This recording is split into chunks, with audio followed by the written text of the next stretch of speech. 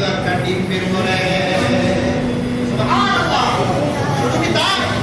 আয়াতের তাফসীরে বলা হয়েছে একজন খাঁটি মুসলমানের দম্পতি পরিবার থেকে একজন কাফের বের হতে পারে, আবার একজন কাফের দম্পতির ভিতর থেকে একজন খাঁটি মুমিন বের হতে পারে। এটা আল্লাহ দেখেননি? হযরতে আদম আলাইহিস সালামের সন্তান হাবিল আর কাবিল, কাবিল কি হয়ে গেল? সে কাফির হয়ে গেল, সে কুফরিতে ব্যস্ত হয়ে গেল। হযরতে লূত আলাইহিস সালামের স্ত্রী দেখলেন না, তিনি কাফের হয়ে গেলেন, একজন মুমিন স্ত্রী। আবার আবু জেহেল একজন কাফের কাফির, তার ঘর থেকে আল্লাহ তাআলা হযরতে ইকরামা রাদিয়াল্লাহু আনহুর মতো একজন ইমাম দীপ্ত যুবককে আল্লাহ তৈরি করলেন। যে বলুন না সুবহানাল্লাহ। সম্মানিত হাজিরিন আমার ভাইরা, আল্লাহ রাব্বুল আলামিন এই কথাগুলো বলে দিয়ে তিনি ইঙ্গিত করলেন যে হ্যাঁ, তোমরা তো দুনিয়াতে চলবে, এতগুলো ক্ষমতার মালিক আমি আল্লাহ। তোমাদের সতর্ক করে দিয়ে বলছি যে আমি তোমাদেরকে রিজিক দান করি বেহিসাব, যাকে ইচ্ছা তাকে। তো তার পিছনে আমার একটা কাজ আছে, আমার একটা আদেশ আছে, এটা তোমাদেরকে মানতে হবে। কি আদেশ? লা ইয়াত্তাখিযুল মুমিনুনাল কাফিরিনা আউলিয়া মিন দুনিল মুমিনিন। আমার মুমিন বান্দারা শুনে রাখো, শুনে রাখো। লা ইয়াত্তাখিযুল মুমিনুনাল কাফিরিনা আউলিয়া মিন দুনিল মুমিনিন। হে মুমিন বান্দারা, তোমরা মুমিনেরা মুমিনদেরকে ব্যতীত কোন কাফেরকে, কোন মুশরিককে, কোন ইহুদিদেরকে, কোন বিধর্মীদেরকে আউলিয়া বন্ধু বানাবে না। তাদেরকে তোমরা অন্তরঙ্গ বন্ধু বানাবে না, তাদেরকে তোমরা ওলি বানাবে না, তোমাদের অভিভাবক বানাবে না, তোমরা তাদেরকে তোমাদের সংসদ সদস্য বানাবে না, তোমরা তাদেরকে তোমাদের এলাকার চেয়ারম্যান বানাবে না, তোমরা তাদেরকে তোমাদের এলাকার মেম্বার বানাবে না। কার কথা? কার কথা? আল্লাহর কথা। আল্লাহ রাব্বুল আলামিন বলেছেন লা ইয়াত্তাখিযুল মুমিনিনা মিন দুনিল মুমিনিন। তোমরা মুমিনদেরকে ব্যতীত কোন কাফেরদেরকে তোমরা আউলিয়া তথা বন্ধু হিসেবে গ্রহণ করবে না।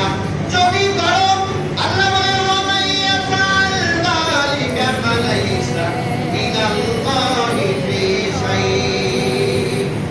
যদি এই কথা শোনার পরও যদি বন্ধুত্ব তৈরি করো, তাহলে আমি আল্লাহ রাব্বুল আলামিনের সাথে তোমাদের কোনো বিষয়ে সম্পর্ক থাকবে না। তাহলে আল্লাহর সাথে সম্পর্ক রাখবে নাকি মুশরিকের সাথে সম্পর্ক রাখবে? আল্লাহর